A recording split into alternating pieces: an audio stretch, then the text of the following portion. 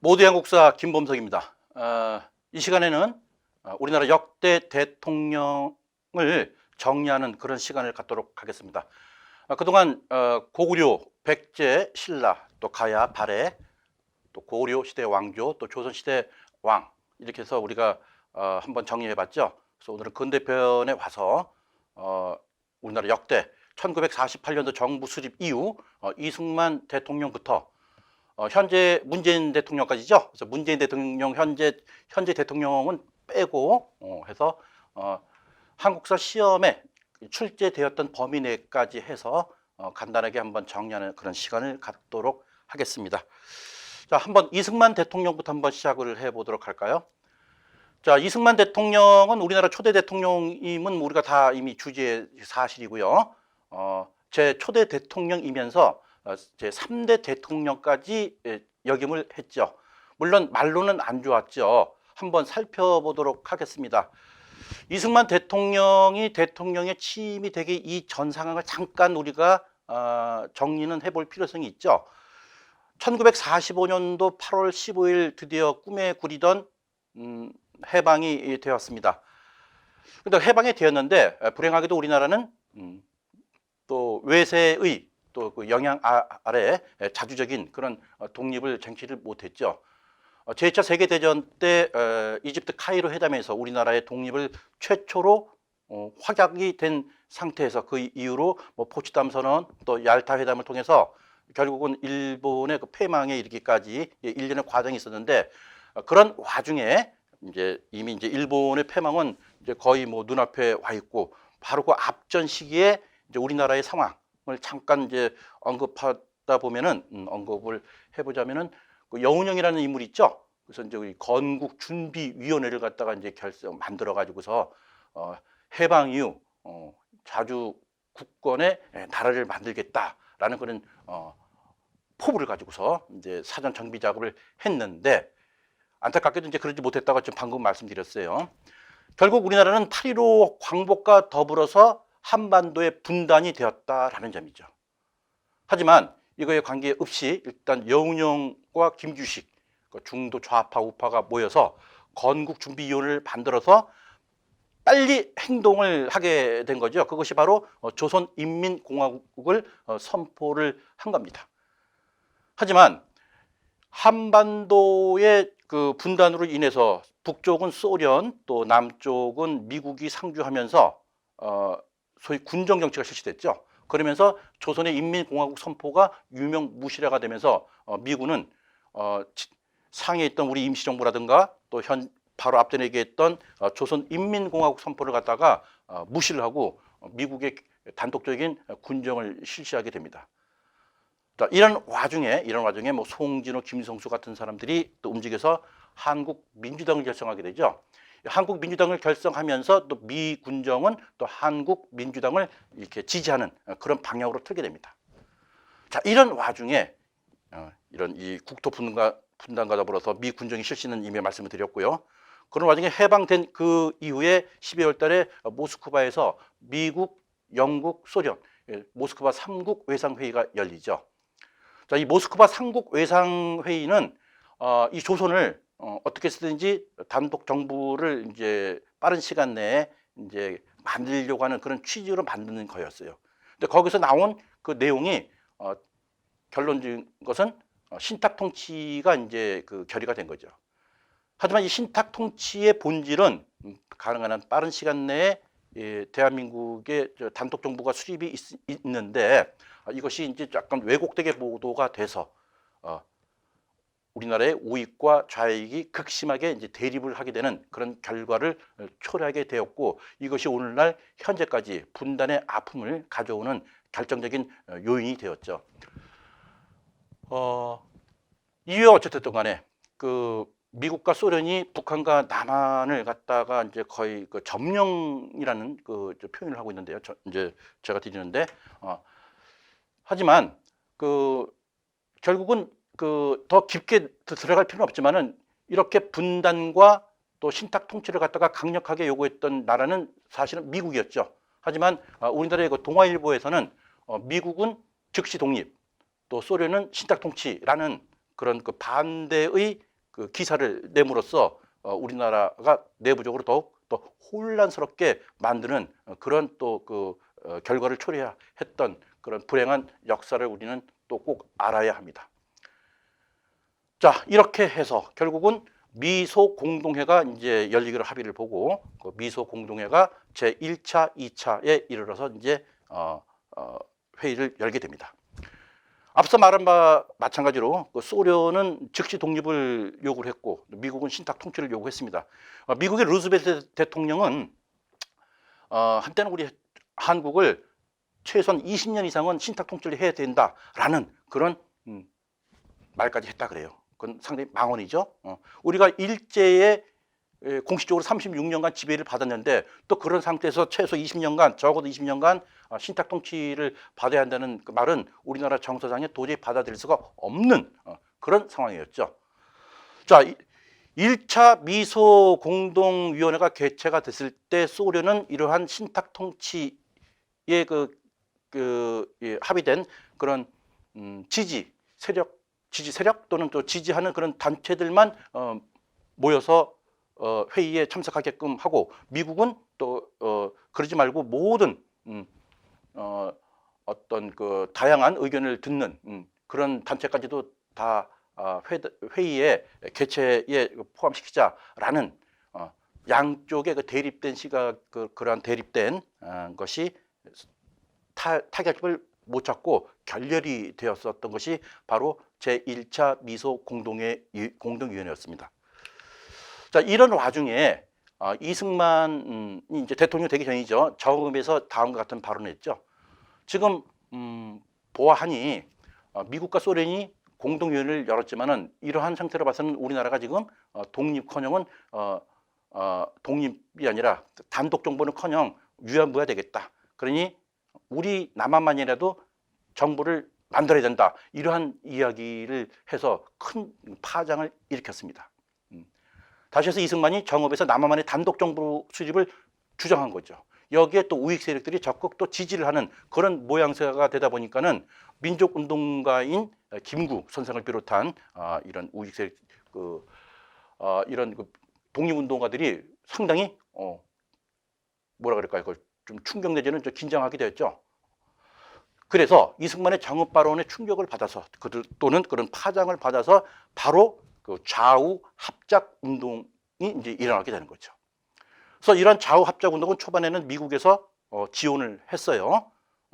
이런 와중에 이 좌우 합작 운동을 주도했던 여운형이 암살을 당하게 되고요.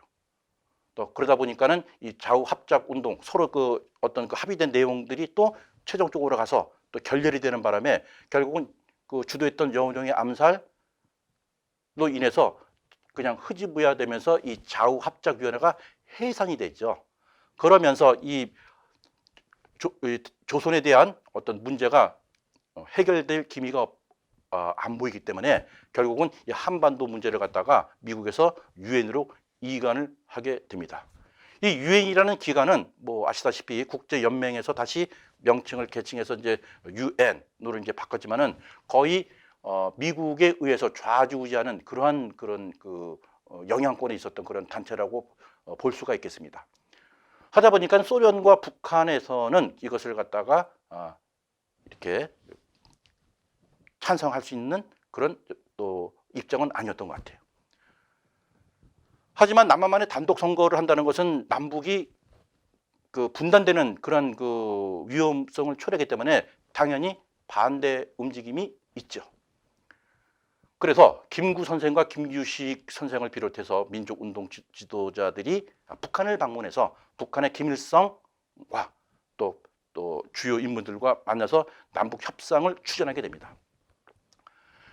결국 여기서는 이제 우리는 분단된 국가는 안 된다, 원하지 않는다, 남과 북이 합치된다라는 원칙론에 대해서는 합의를 봤지만은 결국은 이미 북한도 소련의 공산주의 사상에 물든 그런 김일성의 그런 체제들이 그 북한에 어떻게 보면 이제 그 거의 자리 잡았다고 볼 수 있겠죠. 그래서 그 김구 선생의 어떤 그 피 맺힌 한 전류 그죠? 3천만 동포에게 읍수한다는 그런 그 말이 말로써 호응에 뜨게 되는 거죠. 자, 이런 와중에 또 이제 제주 4.3 사건이 또 터지지요. 또 여수 순천 또 반란 사건도 또 같은 해에 또 일어나게 됩니다. 자, 뭐 제주 4.3 사건은 뭐 깊게 뭐 설명은 못 드리지만은 결국은 남한만의 단독 정부 수립을 반대하는 그런 그 명분으로 시작이 되고 또 좌익 공산 계통의 분자들이 또 그 뭐 난동을 부렸다 해가지고서 정부의 강력한 진압, 특히 미군과 합세해서 진압을 당하게 되고 그 와중에 무고한 시민과 백성들이 죽음을 당했다는 것 다 알고 있을 겁니다. 자, 이런 것들이 이제 이승만 대통령이 바로 대통령이 취임하기 전까지 있었던 일련의 사건들이죠. 자, 이런 내용들은 우리가 반드시 꼭 알아야 할 그런 사항들입니다. 자, 이런 우여곡절 끝에 이제 대한민국 정부 수립이 되죠. 이때가 1948년도 8월 15일이었습니다. 그 전에 5월 10일 총선거가 실시가 되었죠. 이것은 우리나라 최초의 이제 그 선거였죠. 1948년도 7월 17일 날 재헌국회가 구성이 되면서 헌법이 제정이 되었습니다. 그래서 몇 해 전만 해도 7월 17일 날은 재헌절, 그래서 우리 국가 공휴일이었죠. 지금은 아닙니다만요. 자, 말씀드린 바와 같이 대한민국 정부 수립이 8월 15일 날 초대 대통령 이승만을 선임했고 부통령의 이시영을 이제 올렸습니다. 이래서 1948년도 12월에 제3차 유엔 총회에서 한반도가 유엔에서 인정한 합법 정부로 이제 승인을 받고 공식 초대 대통령으로 된 이승만이 대내외 선포를 하게 됩니다. 뭐 이런 장면은 우리가 다큐멘터리 뭐 기록물이라든가 거기에 보면 이제 또 우리가 또 생생히 또 그런 그 시대의 영상물을 또 보면서 또 새롭게 또 기억을 되삼을 수 있는 그런 자료가 있어요. 자, 이렇게 해서 이승만 대통령은 이제 초대 대통령이 되었다 그랬죠. 자, 이제 여기서부터 이제 또 어떤 일이 벌어졌는지 한번 살펴볼까요? 자, 이승만 대통령이 대통령 취임이 된 이후에 일어났던 사건을 한번 살펴보도록 하겠습니다. 자, 첫 번째, 해방이 되자마자 정부가 수립되면서 가장 먼저 시작한 게 뭘까요? 반민족 행위 처벌법이 제정됐죠. 이때가 1948년도 9월 달이네요. 자, 정부가 수립된다면서 되면서 바로 시작된 것입니다. 그런데 여기서 한 가지 문제점이 있어요. 이게 뭐냐면은 자, 반민족 행위 처벌법이 제정이 되고 반민족 행위 특별조사위원회, 즉 반민특위가 구성이 됐습니다. 약 10여 명의 국회의원으로 구성이 되었죠. 그런데 이 반민족 행위 처벌법이라는 게 뭡니까? 결국은 36년간 일제의 치하에서 일제에 부역했고 민족의 어떤 독립을 저지하고 일제에 기승해서 자기의 어떤 일신영달했던 그런 사람들을 갖다가 처벌하는 것 아니겠습니까? 근데 이것이 제대로 됐다면은 오늘날 대한민국의 역사는 또 다른 방향으로 갈 수가 있는데 안타깝게도 이것이 제대로 이행이 되지 못했다. 처음에 반민족 행위, 반민특위가 구성이 돼서 활발하게 움직였죠, 당연히. 그래서 그동안 그 일제 부역했던 사람들, 여기 뭐 육당, 뭐 최남선, 또 김웅식, 또 뭐 최린, 또 이광수 이런 사람들 분명히 검거하고 뭐 기소도 하고 깜빡이도 집어놨죠. 하지만 이런 특정인 몇 명을 제외하고는 그렇게 그 활발하게 그 어떤 그 실적을 올리지 못했어요. 제2차 세계대전 때 프랑스가 독일의 점령을 당해서 망명 정부를 세우고 다시 승전국으로 프랑스가 독립을 했을 때 제일 먼저 했던 일이 무엇입니까? 프랑스의 드골 대통령이 그 했던 일은 바로 그 프랑스가 점령 당했을 때 그때 당시에 소위 괴뢰 정부, BC 정권이죠. 그래서 그 독일에 그 기승했던 그런 정부에서 일을 했던 그런 부역자들을 갖다가 과감하게 처단했던 일을 우리가 반드시 알아야 합니다. 마찬가지로 우리나라도 프랑스와 같이 그러한 민족의 그 배반을 했던 그런 사람들을 갖다가 응징, 이거는 뭐 개인적인 원한과 보복이 아니죠. 역사를 바로 세우기 위해서라도 그런 일은 과감히 했어야 되는데, 안타깝게도 불행하게도 미 군정이 실시했을 때도 친일파했던 관료들을 그대로 등용을 해서 일처를 했고, 또 이승만 정권 역시 친일 부역배에서 기승했던 그런 사람들을 갖다가 정부의 요직으로 발탁해서 그 일을 시켰던 그런 전례가 있는 거죠. 하다 보니까는 이승만 대통령이 자기의 정치 어떤 그 역량을 발휘하기 위해서는 이런 친일적인 인사들을 갖다가 버릴 수가 없었던 모양이에요. 결국은 이승만 정권의 방해, 그리고 특히 또 국회 프락치 사건 같은 걸 일으켜서, 국회 프락치 사건이라는 것은 결국은 이 국회의원들의 반민특위 활동을 갖다가 하지 못하도록 한 사건이죠. 국회의원들을 갖다가 공산주의자들과 내통했다는 그런 것을 갖다 뒤집어 써가지고서 결국은 와해시켜버린 사건이 바로 국회 프락치 사건입니다. 이러면서 이러한 그 반민특위 법을 갖다가 시효를 갖다가 단축시켜버려가지고 결국은 그것을 갖다 통과시켜버렸죠. 그래서 결국은 이승만 대통령은 면죄부를 주는 그러한 그 오판을 하게 된 겁니다. 그것이 오늘날 현재까지 계속 끊임없이 어떤 민족의 정기를 갖다가 말끔하게 실 수 있는 기회를 놓쳐버린 그런 대가를 지금 받고 있는 거죠.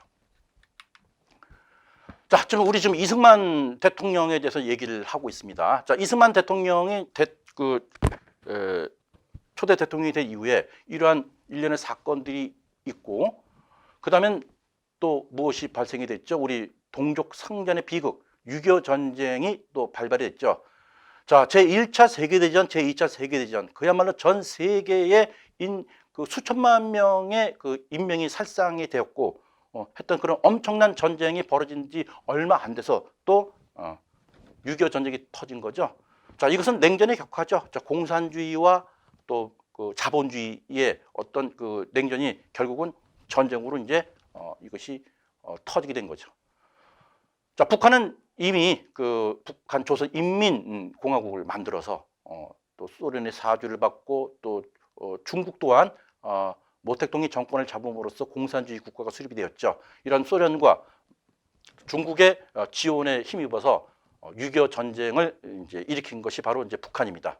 물론 그 6.25 전쟁이 벌어지던 그 해에 미국의 국무장관 에치슨 라인 그래가지고 선언을 하게 된 거죠. 다시 여기서 극동 군사 보호에서 한국은 제외가 된다는 이러한 그 선언이 결국은 6.25 전쟁을 발발하게 한 결정적인 원인이 되었다는 점도 우리가 알 필요성이 있습니다. 자, 간단하게 6.25 전쟁의 발발부터 이 휴전까지 한번 살펴보도록 하겠습니다. 자, 1950년 6월 25일 새벽 4시 전쟁이 발발했습니다. 자, 작전명은 폭풍이라고 되어 있네요. 자, 뭐 불과 이틀, 3일 만에 북한군은 서울을 점령하게 되죠. 그리고 또 7월 22일 정도에 가면 한 달이 채 안 된 상태에서 북한군은 대전을 점령하고, 자, 이런 상황에서 이제 미국과 유엔군은 인천 상륙작전을 전개해서 다시 또 반전을 시도하게 됩니다. 그래서 그해 9월 28일 날 서울 수복을 하게 되고, 그 다음에 또 급기야는 평양까지 탈환하게 되죠. 자, 이럴 때 김일성과 모택동과의 어떤 그 사전의 그 밀약이죠. 밀약은 뭐 거의 공개된 거죠. 미군이 참전하게 된다면은 중공도 북조선인민공화국을 도와주겠다. 이런 걸로 해서 결국은 중국군이 또 개입을 함으로써 또 전쟁이 또 다시 또 밀리게 됩니다. 이러면서 그 해를 넘기면서, 그죠? 일사후퇴가 이루어지고, 이러면서 다시 또 북한군한테 서울을 재점령을 당하고요. 그러면서 이제 치열한 공방전 끝에 다시 또 서울이 재수복이 되고, 자, 이렇게 이제 서로 이제 국지전이 계속 일어나겠죠.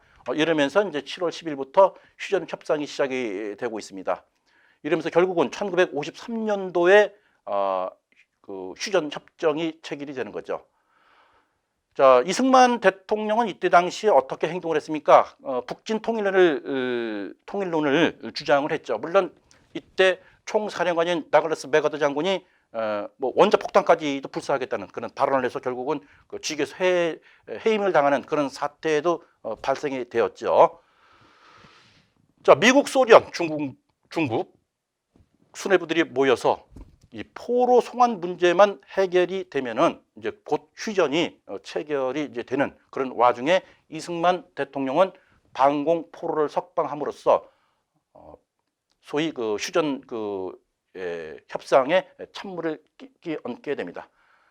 자, 이 부분을 잠깐 설명을 드린다면은 그 미국 연합국 측은 포로의 그 자유 송환, 그리고 북한, 그렇죠? 북한과 중국은 강제 소환, 이 두 가지가 첨예하게 대립을 해서 해결이 안 됐을 그때에 이승만 대통령은 그에 관계없이 방공 포로를 석방을 함으로써 미국으로 하여금 한미 상호 방위 조약을 받아내게 됩니다. 자, 6.25 전쟁에서 우리가 조금 더 좀 유심히 살펴봐야 할 것은 한강 다리 폭파 사건을 우리가 좀 알아둬야 돼요. 북한군이 서울을 점령했을 때 서울을 갖다가 저지하기 위해서 우리 그 한강 다리를 폭파를 시켰죠. 또 이승만 대통령은 방송에서 이랬죠. 국민들은 안심하라. 그죠? 우리 서울은 절대로 사수한다. 뭐 이런 식으로 방송을 했는데 이미 그 방송을 하는 시점은 이승만 대통령이 지방으로 이미 벌써 피신을 한 상태에서 그런 방송이 나갔습니다. 그러면서 피난을 갔던 그러한 행렬이 그것도 모르는 상태에서 결국은 한강다리를 폭파함으로써 또 무고한 또 이런 우리 시민들이 많은 죽음을 당하고 또 북한군과 처절하게 지금 그죠?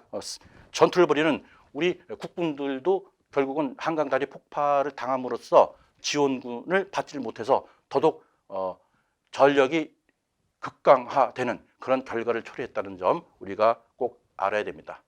또 이런 반면에 또 노군이 양민 학살 사건, 미군이 우리 양민들을 갖다가 한마디로 학살한 그런 사건이죠. 너무 안타까운 그런 그 사건인데 결국은 이 노군이 양민 학살 사건은 이후에 지금 특별법이 제정이 돼서 지금 많은 부분 보상하는 그런 쪽으로 좀 흘러가고 있습니다.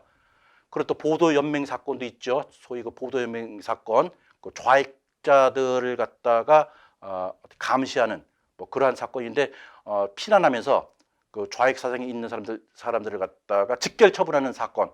결국은 이것이 북한군이 점령지에서 또 많은 보복 살인을 저질렀던 그런 또 원인도 주었습니다.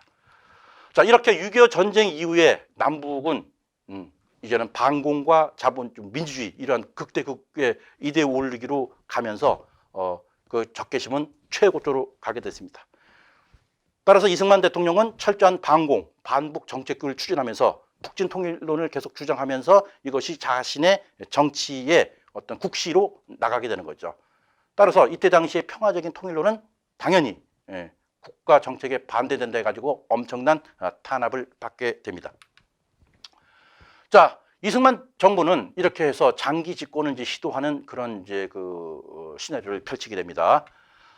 자, 이쪽 부분은 이제 우리가 또 뭐 물론 꼭 시험을 대비해서 꼭 알아야 된다라는 게 보담도 상당히 중요한 부분이기 때문에 한번 또 유심히 한번 살펴봐야 할 필요성이 있죠. 자, 이승만 정부가 어떻게 장기 집권을 시도했느냐 한번 살펴볼까요? 처음에는 1952년도에 발췌 개헌이 있죠. 자, 1952년도면 아직 6.25 전쟁 기간 중입니다. 부산에 임시 정부가 있는 거죠. 자, 이때 대통령 직선제와 양원제를 골자로 해서 가결시키는 거죠. 자, 이것을 발췌 개헌이라고 합니다. 대통령 직선제와 또 국회의원 내각 책임제의 어떤 장점을 모아서 만들었다 하지만은 결국은 양원제는 실시가 되질 않았어요. 이렇게 직선제를 하게 된 이유는 간선제로 뽑힌 이승만 대통령이 간선제에 의해서는 자신의 대통령 중임이 어려움을 알고 했던 일입니다. 자, 그리고 두 번째 2차 개헌을 한번 보도록 하겠습니다. 2차 개헌은 우리가 4.4 오입 개헌이라고 합니다. 자, 1954년도에 이제 이게 발생이 된 거죠. 자, 이때는 직선제에 의해서 다시 제2대 대통령에 당선이 된 이승만이 이제는 뭡니까? 자유당이라는 정권을 만들어서 또 그 자유당 정권이 국회 의석수를 갖다가 많은 수를 장악함에 따라서 장기 집권이 가능하게 됐다는 얘기죠. 그래서 초대 대통령에 한해서 중임 제한을 철폐하자. 이것이 또 이제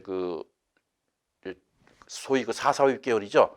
이거는 당연히 많은 반대에 부딪히게 되는데 결국은 이것을 갖다가 관철하기 위해서는 136표의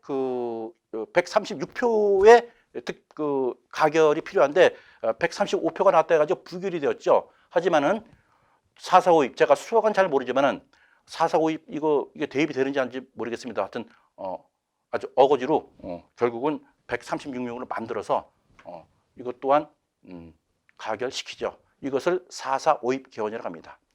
자, 이렇게 해서 이승만 대통령은 또 대통령을 또 당선이 되는 거죠.